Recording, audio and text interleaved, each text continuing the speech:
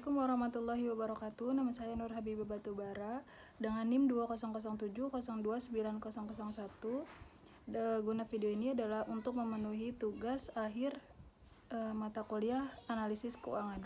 Pengertian laporan keuangan adalah catatan informasi keuangan perusahaan pada suatu periode akuntansi yang dapat digunakan untuk menggambarkan kinerja perusahaan tersebut.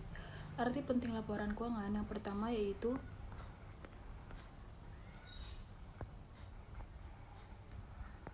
alat uji kebenaran keuangan yang masuk dan keluar dari perusahaan. Yang kedua, dasar untuk melakukan penilaian posisi keuangan. Yang ketiga, dasar untuk pengambilan keputusan perusahaan.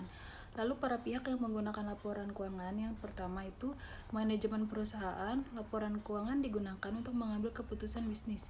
Yang kedua, pemilik perusahaan. Laporan keuangan digunakan untuk mendapatkan informasi kondisi keuangan perusahaan.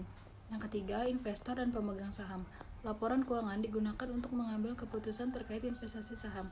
Yang keempat, kreditor. Laporan keuangan digunakan untuk melihat tingkat kesehatan keuangan perusahaan terkait pemberian kredit. Yang kelima, pemerintah. Laporan keuangan digunakan untuk penarikan pajak perusahaan. Yang keenam, karyawan. Laporan keuangan digunakan untuk mengetahui kondisi dan prospek masa depan perusahaan di mana mereka bekerja. Yang ketujuh, masyarakat. Laporan keuangan digunakan untuk melihat tanggung jawab perusahaan kepada masyarakat, khususnya aspek sosial. Pengguna laporan keuangan syariah dalam KDPP LKS. Syarat-syarat laporan keuangan yang pertama dapat dipahami. Stakeholders diasumsikan memiliki pengetahuan untuk memahami aktivitas ekonomi, bisnis, dan akuntansi serta memiliki kemauan untuk mempelajari informasi dengan ketentuan yang wajar. Yang kedua, relevan.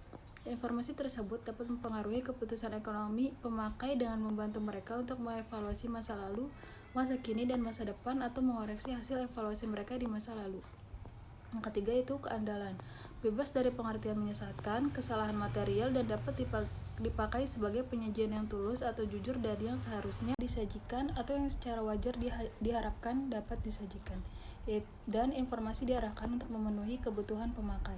Lalu syarat-syarat laporan keuangan yang pertama dapat dibandingkan antar periode laporan. Yang kedua, dibandingkan dengan perusahaan lain, yaitu dibandingkan dengan rata-rata industri mempunyai daya uji. Lalu laporan keuangan yang disusun berdasarkan konsep dan prinsip akuntansi dapat diuji kebenarannya oleh pihak lain. Yang keenam, netral. Laporan keuangan yang disajikan bersifat umum, objektif, dan tidak memihak kepada kepentingan pihak pemakai tertentu. Syarat-syarat laporan keuangan yang ketujuh, tepat waktu. Laporan keuangan harus disajikan tepat waktu.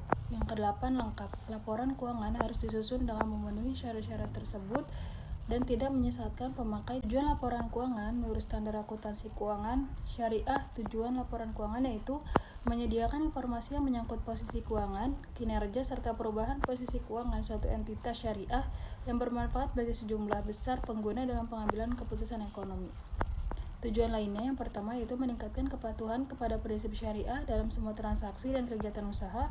Yang kedua, informasi kepatuhan entitas syariah terhadap prinsip syariah serta informasi aset, kewajiban, pendapatan, dan beban yang tidak sesuai dengan prinsip syariah, bila ada, dan bagaimana perolehan dan penggunaannya.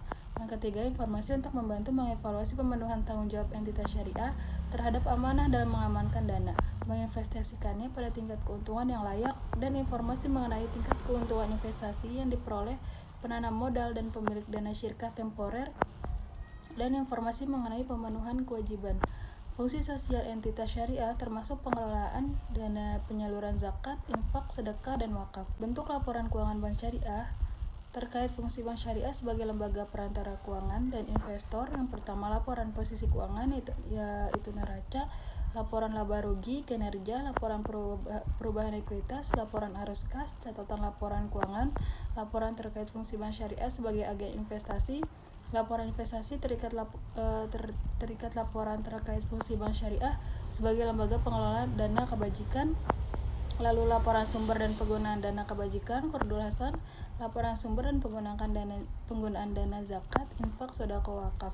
Pengertian analisis laporan keuangan adalah suatu analisis yang dilakukan untuk melihat pada suatu keadaan keuangan perusahaan, bagaimana pencapaian keberhasilan perusahaan masa lalu, saat ini, dan prediksi di masa mendatang. dan digunakan sebagai dasar pengambilan keputusan oleh pihak-pihak yang berkepentingan.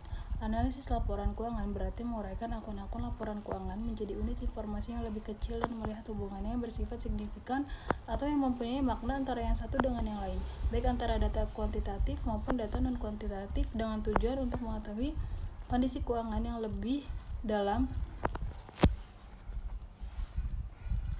Sangat penting dalam proses menghasilkan keputusan yang tepat. Tujuan analisis laporan keuangan yang pertama mengetahui posisi keuangan perusahaan dalam suatu periode tertentu, baik aset, kewajiban, modal maupun hasil usaha yang telah dicapai untuk beberapa periode tertentu.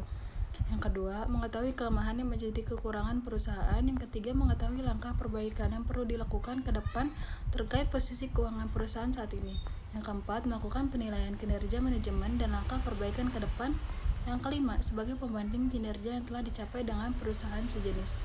Sekian video saya, kurang lebihnya mohon maaf. Wassalamualaikum warahmatullahi wabarakatuh.